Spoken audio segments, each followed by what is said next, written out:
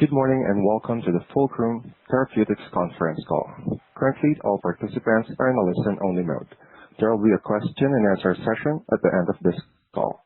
I'd now like to turn the call over to Christy Warwick, Director of Investor Relations and Corporate Communications at Fulcrum. Please proceed. Thank you, Anthony. Good morning, and thank you for joining us. Earlier today, we issued two press releases. One outlining the results of our interim analysis for losmapimod and FSHD, and another outlining our recent corporate progress and financial results for the second quarter of 2020. You can find both of these in the Investor Relations section of our website at fulcrumtx.com. Please be reminded that remarks made during this call may contain forward-looking statements within the meaning of the Private Securities Litigation Reform Act of 1995. These may include statements about our future expectations and plans, clinical development timelines, and financial projections. While these forward-looking statements represent our views as of today, they should not be relied upon as representing our views in the future. We may update these statements in the future, but we are not taking on an obligation to do so. Please refer to our most recent filings with the Securities and Exchange Commission for a discussion of certain risks and uncertainties associated with our business. With me on today's call are Robert Gould, President and Chief Executive Officer, Diego Cadavid, Senior Vice President of Clinical Development, Owen Wallace, Chief Scientific Officer, and Brian Stewart, Chief Operating Officer. Let me quickly run through this morning's agenda. Robert will begin the call with an overview of our recent progress. Diego will discuss the interim results of the REDUX4 trial in more detail, as well as our COVID program. Owen will provide updates on our sickle cell program and Fulcrum seek, and Brian will cover our financials. With that, it's my pleasure to turn the call over to Robert. Robert? Thank you, Christy. Good morning, everyone, and thank you for joining us today. I first want to thank our team, who has been phenomenal through the past several months, as you'll see from all of the progress we have to report on our call today. I'd like to begin with an overview of the interim analysis from our REDUX4 trial in facioscapulohumeral muscular dystrophy, or FSHD. Today, we announced interim results from the first 29 subjects from our Phase 2b REDUX4 trial in FSHD. This interim analysis looked at the primary endpoint of DUX4-driven gene expression and did not look at any functional or exploratory endpoints. Losmapimod was generally well tolerated with no drug-related serious adverse events reported. This is the first data ever generated from a placebo-controlled clinical trial to evaluate the impact of a therapy on the root cause of FSHD. While there was not a separation at the 16-week cutoff from placebo in analyses of the overall population, we were very encouraged to see that those muscle biopsies with the highest pretreatment DUX4-driven gene expression in a pre-specified sensitivity analysis showed a large reduction. On the COVID front, we were very pleased to be able to announce a new program last quarter to develop a therapeutic to treat hospitalized patients with COVID-19 and very quickly got the green light from the FDA to initiate Phase 3 clinical trial. Top-line results from this pivotal study are projected to read out in first quarter 2021. We also continue to make progress with FTX-6058, an oral small molecule therapeutic designed to induce expression of fetal hemoglobin in select hemoglobinopathies. We plan to begin clinical development before the end of the year and look forward to being able to expand our pipeline efforts to address the unmet needs of sickle cell patients.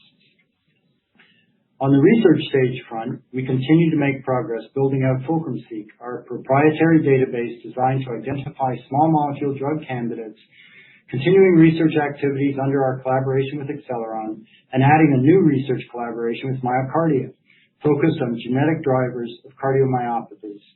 Finally, we completed a $68.5 million private placement, extending our cash runway into the first quarter of 2022. It's been an inspiring few months at Fulcrum, and with so many anticipated key milestones in the months ahead, we're all really looking forward to being able to report on our progress along the way. So let's dig into the REDUX4 interim analysis. I'll provide some background before turning it over to Diego to discuss the data. As a reminder, FSHD is a rare, progressive, and disabling disease characterized by severe muscular degeneration that occurs as skeletal muscle is replaced by fat. We've heard from so many patients and families, including many who participated in the patient-focused drug development day hosted at the FDA, just how debilitating this disease can be. Unlike other diseases that can be characterized by the lack of a gene, FSHD is characterized by the aberrant expression of the gene, DUX4, the root cause of the disease. DUX4 expression results in apoptosis, muscle death, and deterioration. We at Fulcrum discovered that losmapimod, a selective P38 MAP kinase inhibitor, reduced DUX4-driven gene expression in preclinical studies. We estimate there are approximately 16,000 to 38,000 patients in the U.S. and similar incidents worldwide, leading to projections of 300,000 to 780,000 patients globally. There are currently no approved drugs for FSHD, and we're advancing the only known industry-sponsored clinical trial evaluating a potential treatment. Our own evidence, as well as independent evidence, suggests we do not have to turn DUX4 off completely to provide benefit. There's a spectrum of DUX4 expression and FSHD presentation that suggests that even an incremental reduction may be beneficial to patients. Thus, we believe, as do independent researchers, that any reduction in DUX4-driven gene expression has the potential for benefit to patients. DUX4 is expressed stochastically in the muscles of FSHD patients, and expression levels can vary widely. From both independent researchers as well as our own proprietary studies, we know that FSHD patients continue to express DUX4 over time as the disease progresses throughout the body. What this means is that while we cannot define people with FSHD as high and low expressing patients, expression levels vary by region of muscle within each patient. We're encouraged with the data reported today that showed a promising reduction in the DUX4-driven genes in the muscles expressing the highest DUX4-driven genes at baseline. I'd like to thank the FSHD patients and those participating in this trial for their commitment through the COVID-19 epidemic. I'd now turn it over to Diego to go through the interim analysis in more detail. Diego? Thank you, Robert. REDUX4 is our international phase 2b double-blind placebo-controlled trial of losmapimod in 80 subjects with genetically confirmed FSHD. The primary endpoint of the trial is the change from baseline in DUX4-driven gene expression in affected skeletal muscle. In the wake of COVID-19, we extended the REDUX4 trial from 24 to 48 weeks, with an open-label extension to follow. Subjects receive a muscle biopsy at baseline and either 16 or 36 weeks. Due to the stochastic nature of DUX4 expression and wide range of DUX4 expression between muscles within an individual patient, we utilized MRI-guided biopsy to identify those muscle areas most likely to express DUX4. MRI can accurately identify affected muscles, but it cannot determine the level of DUX4-driven gene expression within an individual patient's muscle. To address this challenge in identifying muscle biopsies with high baseline DUX4-driven gene expression, in order to quantify a reduction, we pre-specified a sensitivity analysis of the different ranges of expression. Results from the interim analysis highlighted a greater than 1,000-fold difference between pretreatment muscle biopsies with higher and lower DUX4-driven gene expression. This confirms what we say in preclinical research, where all the FSHD subjects derived cell lines used preclinically had high baseline DUX4-driven gene expression, and we observed a reduction in all of them.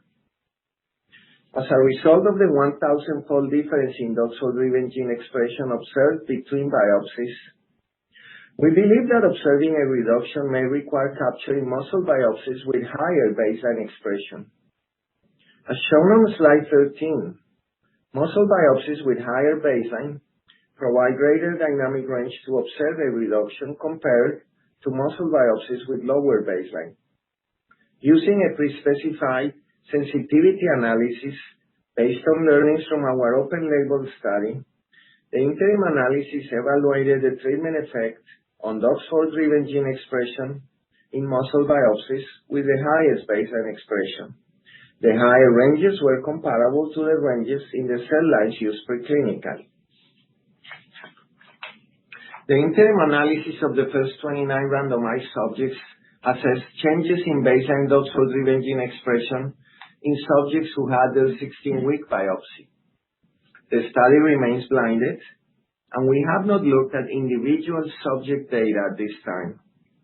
This interim analysis was also not powered for statistical significance. A pre-specified sensitivity analysis was included to evaluate treatment effects on muscle biopsies with a range of baseline DUX4-driven gene expression.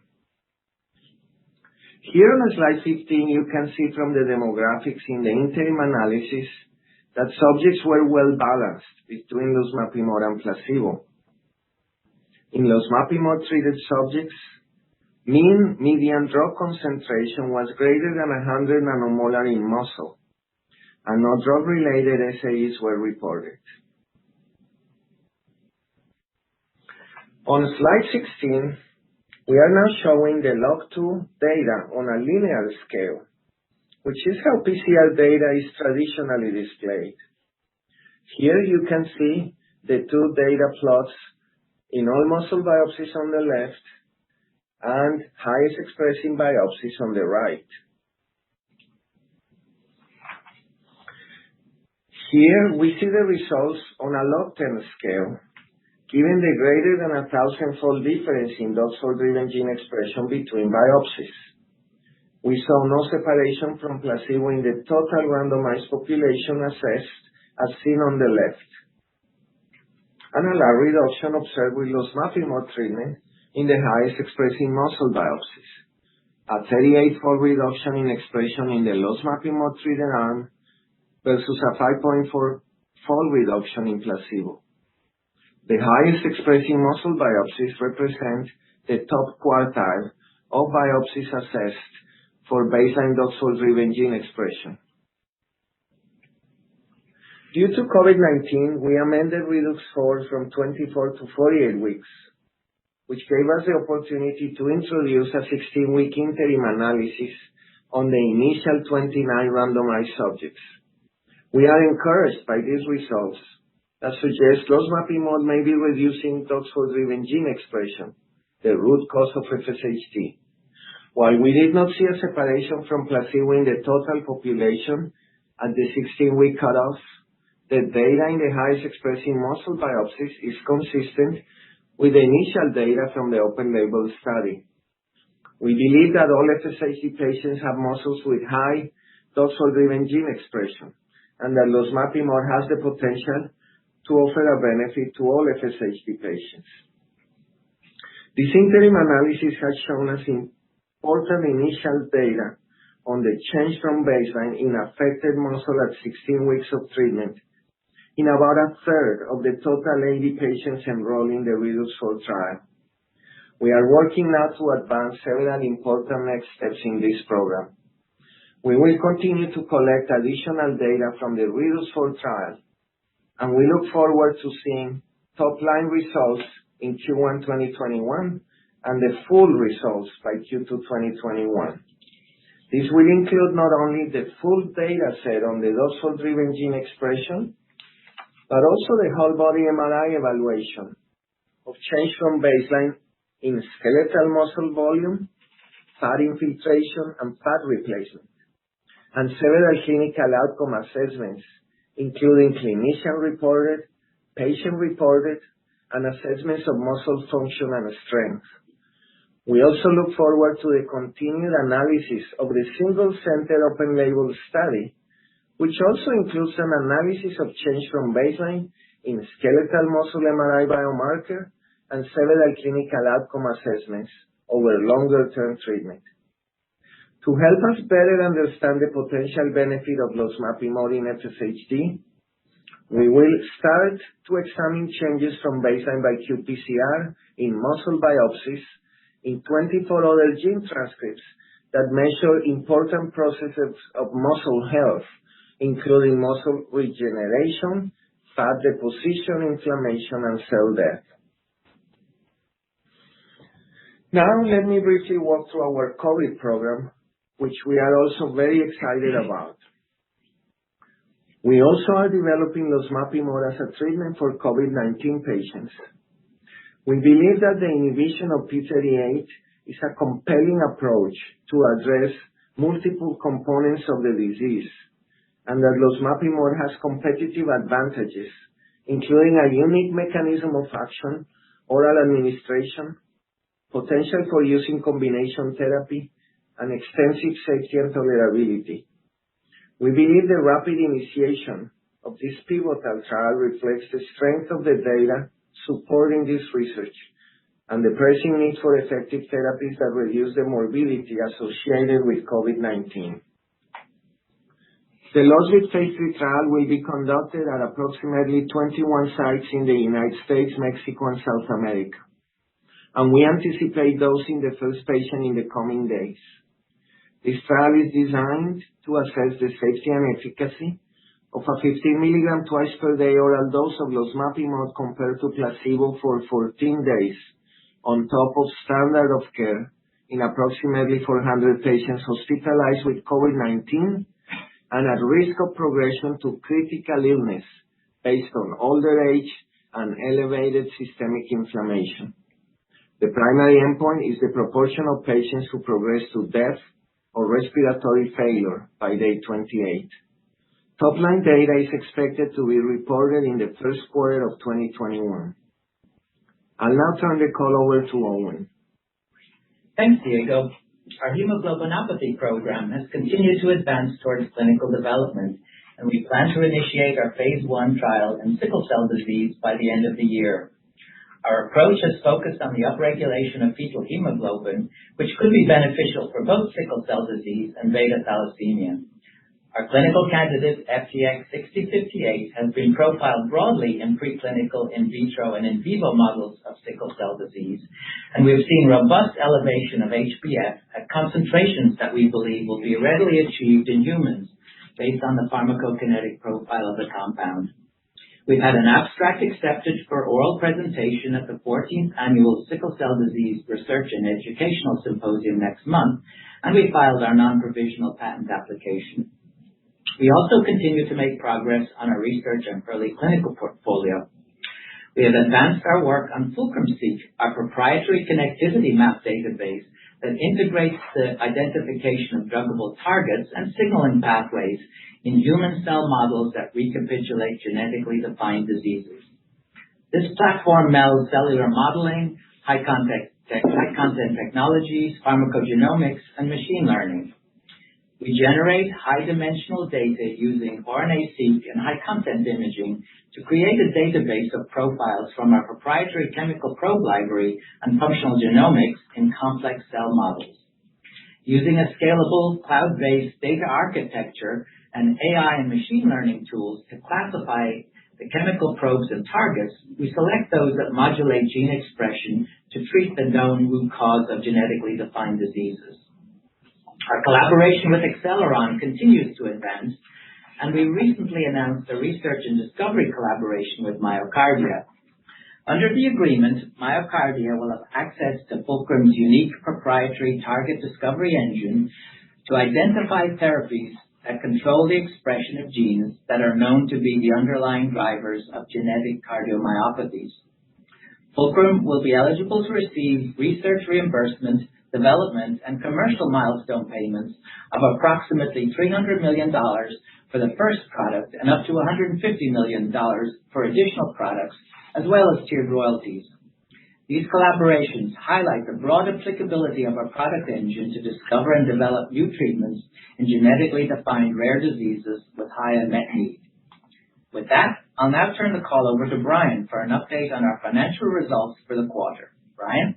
Thanks, Owen. We entered the second quarter of 2020 with $131.7 million in cash equivalents, and marketable securities, not including the $12.5 million we received from MyoKardia since the close of the quarter.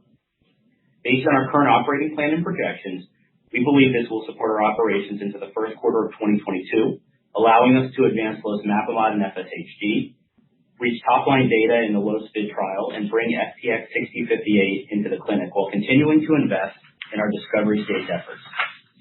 Research and development expenses for the quarter ended June 30th, 2020 were $12.8 million compared to $10.9 million in the second quarter of 2019. The increase of $1.9 million was primarily due to increased personnel-related costs to support the growth of Fulcrum's research and development organization, as well as increased costs related to the advancement of losmapimod for the treatment of FSHD. General and administrative expenses were $5.1 million for the second quarter of 2020, as compared to $2.6 million for the second quarter of 2019. The increase of $2.5 million was primarily due to increased costs associated with operating as a public company, as well as increased personnel-related costs to support the growth of our organization. Our net loss was $15.7 million for the second quarter of 2020, as compared to a net loss of $13.2 million for the second quarter of 2019. Overall, we continue to expect several upcoming catalysts. We expect to report top-line data from our phase 3 LOSFIT trial in COVID-19 in the first quarter of 2021. We expect to report top-line data from REDUX4 in the first quarter of 2021 with full data, including exploratory and clinical outcome assessments in the second quarter of 2021. We also plan to initiate the phase 1 trial with FTX-6058 in sickle cell disease and disclose the biochemical target by the end of the year. And we'll continue to advance our discovery programs from our product engine while making progress with our partners at both Acceleron and MyoKardia. We're very excited about the work ahead as we continue to execute on our plan and look forward to keeping you updated as our progress continues in the months ahead. Operator, you may now open the line for questions. As a reminder, to ask a question, you will need to press star 1 on your telephone. To withdraw your question, press the pound key. Your first question comes from the line of Joseph Schwartz from SVB Leerink. Your line is now open. Thanks so much, and congrats on all the progress. I was wondering if you could talk a little bit about what the effects on drug and placebo for the patients in the other quartiles look like, and what do you see driving the overall effect? Is it patients in the highest DUX4 quartile? And then, as a follow-up, are you implementing any adjustments or enhancements to REDUX4 now to learn from this finding? And can you make any adjustments, given you've already obtained pretreatment biopsies from all of the patients? Thanks, Joe. This is Robert. As we showed in the overall analysis of the total population, there was no separation from placebo. We were encouraged by the highest quartiles, showing the 38-fold reduction in losmapimod treated patients, but the overall effect did not separate from placebo. I think your second question was, are we going to make adjustments to the REDUX4 trial? Now, we're excited about the results we've seen to date. We're continuing to look forward to collecting the MRI data and the clinical outcome assessment. We will be generating additional data on the muscle health genes, including markers of muscle growth, inflammation, apoptosis, markers, and those additional analyses, we think, give us insight into the continued progression of the effect of the drug on the disease. We also have 36-week biopsies that have not yet been assayed or assessed. As we mentioned, these 29 patients only represent about a third of the patients that are in the overall 80-patient trial. So we'll be collecting the rest of the data as we proceed. Thank you. And your next question comes from the line of Dae Gon Ha from BTIG. Your line is now open. Great. Thanks very much for taking our questions, and good morning to all of you. So, Robert, or maybe even Diego, I wanted to dig into the data you presented a little bit. To the extent possible, I was wondering if you can talk about the methodology of, or I guess what gene or genes are behind this delta CT as you assayed from the qPCR. I mean, we've seen several candidate genes from the literature as well as from your previous publications or presentations at AAN, for example. Is this one gene like MBD3L2 or ZSCAN4, or is it a composite summation score that's being presented?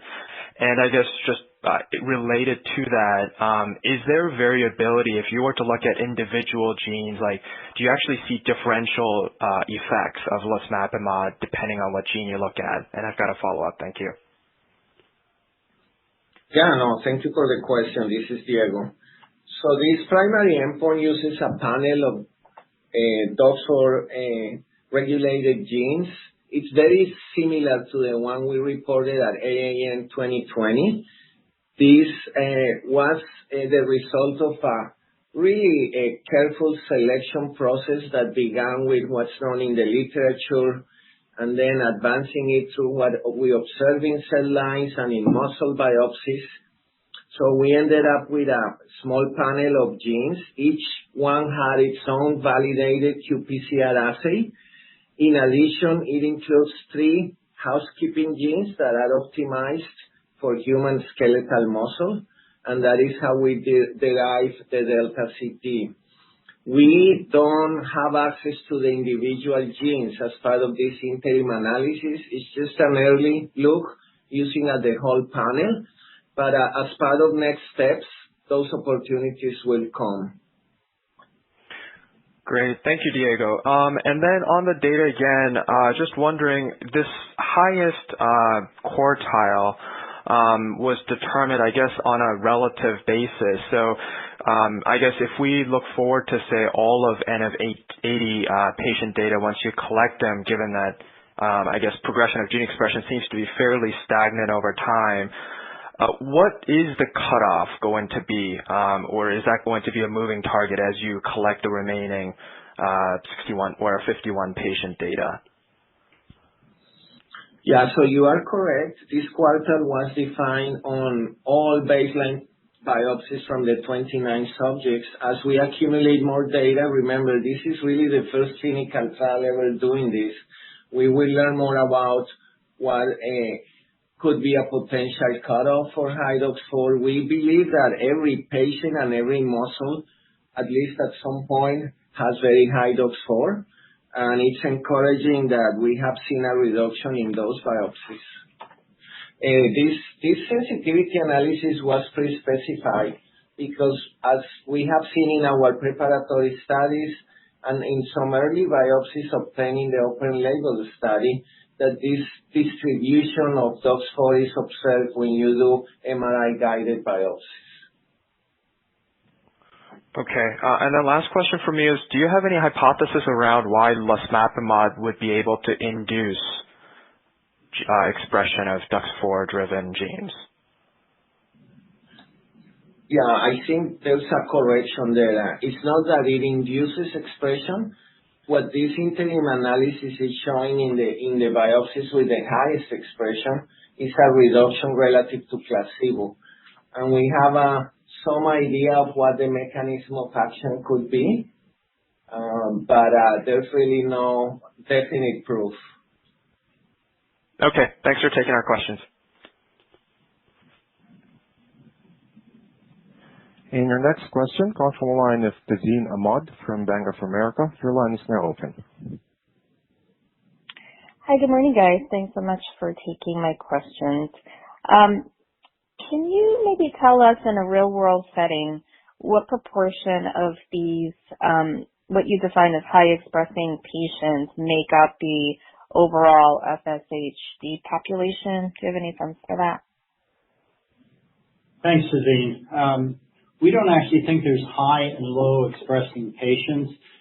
All of the FSHD patients are expressing DUX4 and causing the FSHD. By MRI, what we are doing is optimizing our biopsy samples to the higher expressing muscles within the patients. The higher the Ritchie score, the more expression of DUX4-driven gene expression there is, and the more effective the patients are. The Ritchie score is the clinical severity score that's used to score these patients. And that's an important concept. It's not that there are high and low expressing patients, but rather there are high and low expressing biopsies as we do these needle biopsies. Okay, so taking that into account, for the rest of the 2/3 of the patients for which we await the biopsy results, if we get a similar trend on expression that's observed through the biopsies, do you think FDA would accept assessments of the DUX4 expression just from the biopsies that did have the high expression? Meaning, do you think that this in any way changes the potential of trying to apply, let's say if the full data set looks similar to this and you have this pre-specified analysis, do you think it changes your view on FDA's receptivity to being able to apply with this data set rather than needing to do a phase 3? Yeah, we think that all the FSHD patients have the potential to benefit from the treatment with losmapimod because of the significant unmet need and because of the common root cause of the DUX4 driving the disease. As we proceed through the rest of the fall and complete the study, we're going to be looking at the totality of the data that we have to continue the conversations with the FDA that we have.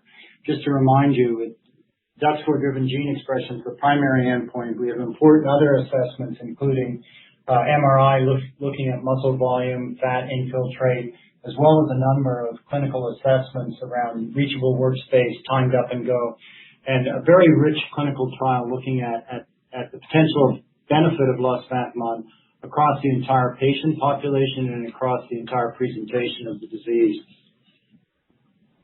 Okay, and maybe the last question. I know you haven't publicly stated your powering assumption for the study, but is there any thought about potentially increasing the number of patients in this study, or are you comfortable with what you have?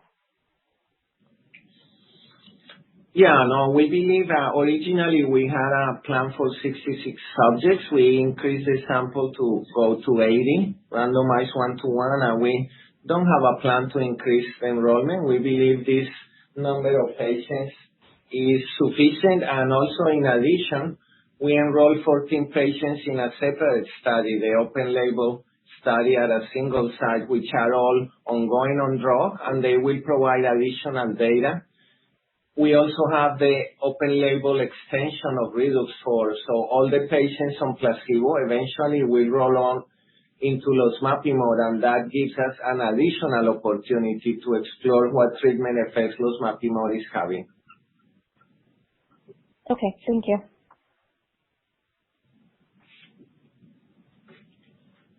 And your next question comes from the line of Ted Tenthoff from Piper Sandler. Your line is now open.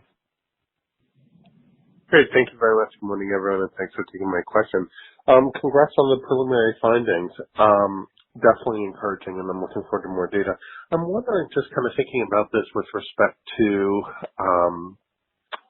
tissue penetration and biodistribution, again, appreciating that FSHD is more muscle focused, whereas COVID is probably more lung tissue focused. But any takeaways from what you saw in this first group of patients to the ongoing phase 3 study, just in terms of obviously target engagement, but also distribution? Thanks so very much. Yeah, thanks, Ted. As part of this interim analysis, we did measure losmapimod muscle concentrations in the patients that received losmapimod, and that was greater than the 100 nanomolar concentration that we'd seen previously. So very great consistency with our prior results that we had reported. Additionally, in the preclinical studies, we showed good biodistribution of losmapimod in the preclinical species. So we don't think there is a read-through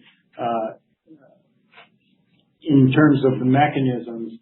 GSK had previously done a whole body autoradiography assessment, again showing good exposure throughout all the tissues of the body.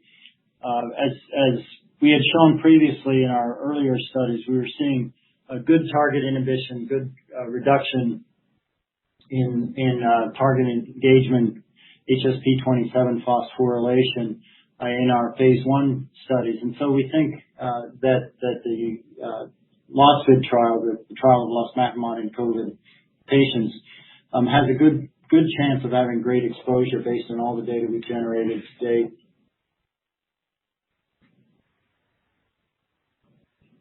Great. Thank you very, very much. Looking forward to more data.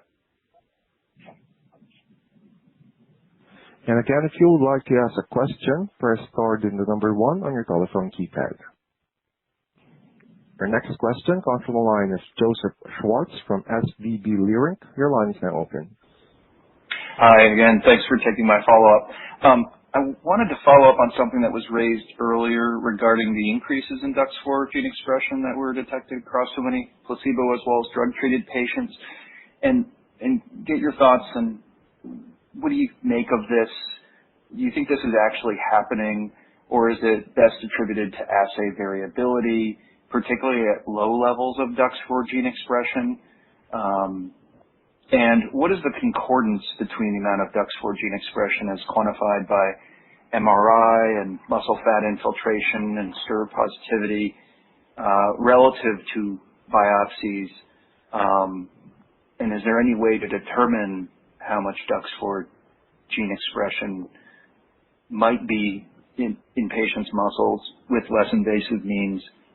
Having seen this data, be interesting to get your thoughts now that we have this additional information.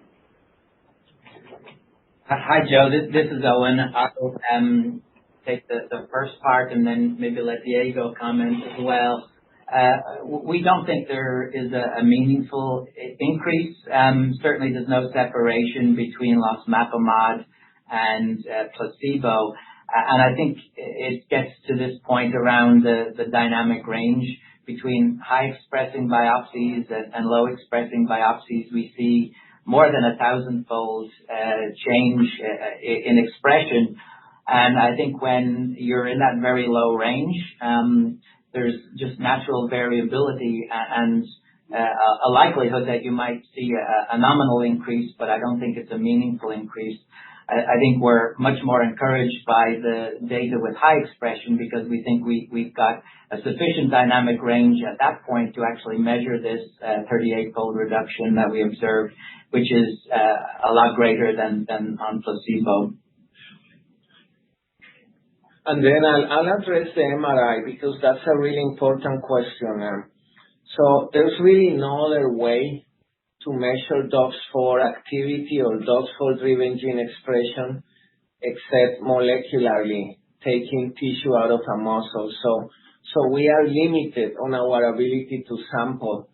And if you want to sample multiple times, we chose to do needle biopsies, which are actually small pieces. So because of that limitation from the design of the study, we incorporated this whole body quantitative MRI. Unlike needle biopsies, we have a large coverage of almost every affected muscle. And we really are encouraged the fact that we extended the placebo control to 48 weeks.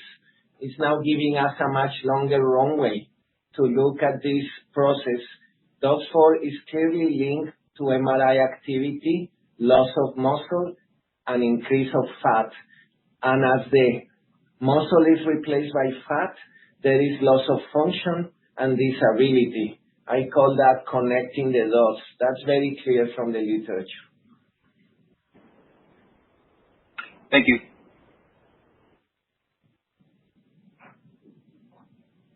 And your next question comes from the line of Matthew Harrison from Morgan Stanley. Your line is now open. Hey, thanks. Good morning. Thanks for taking the question. I guess maybe two for me. First one, can you just talk a little bit more specifically about why, if you think you have the right amount of drug levels in the muscle, are you not seeing DUX4 reduction broadly across all patients? Are you suggesting that there's a group of patients that just don't have enough DUX4 expression for you to lower it? I guess it's not clear to me. Maybe you could just touch on that a little bit and then I have a follow-up. Yeah, this is Owen again, Matt.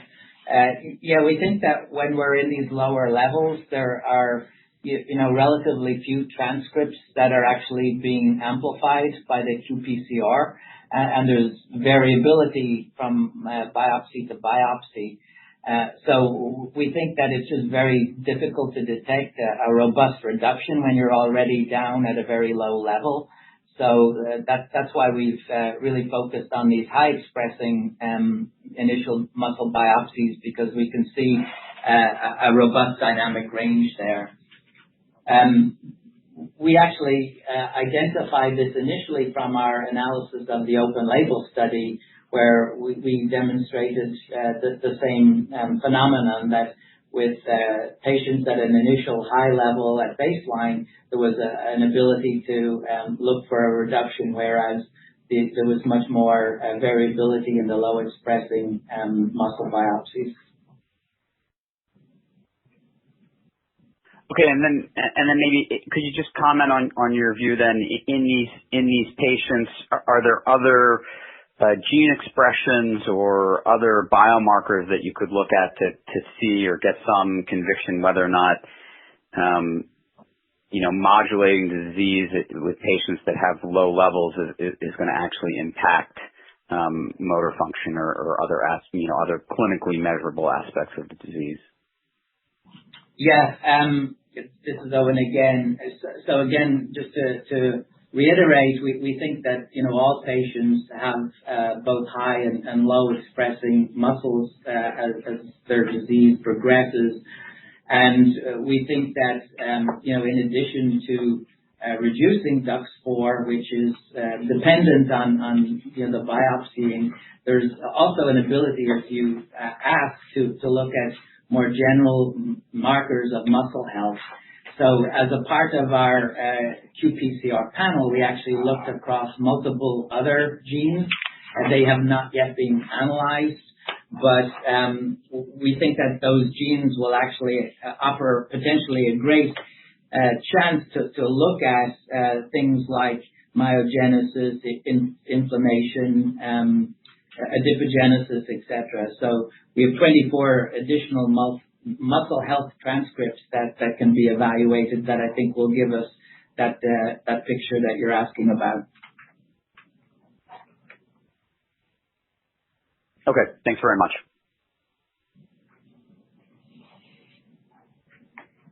And there are no further questions at this time. I'll turn the call over to Robert Gould. So I want to thank you all for joining us today and for your support of Fulcrum. We hope you and your families all stay healthy and safe as we continue to explore the exciting opportunities we have ahead of us at Fulcrum. Thank you. Ladies and gentlemen, this concludes today's conference call. Thank you for participating. You may now disconnect.